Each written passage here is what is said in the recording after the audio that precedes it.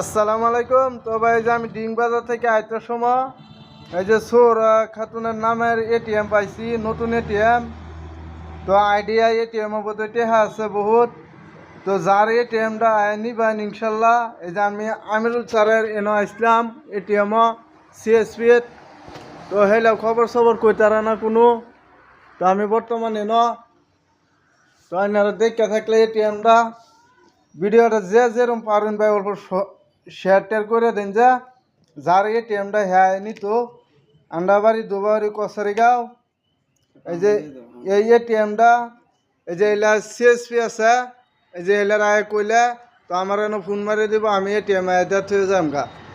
তো যারাই ও এথা নিন গা দয়া করিয়া, এটা জানালা লইয়া লাভ নাই।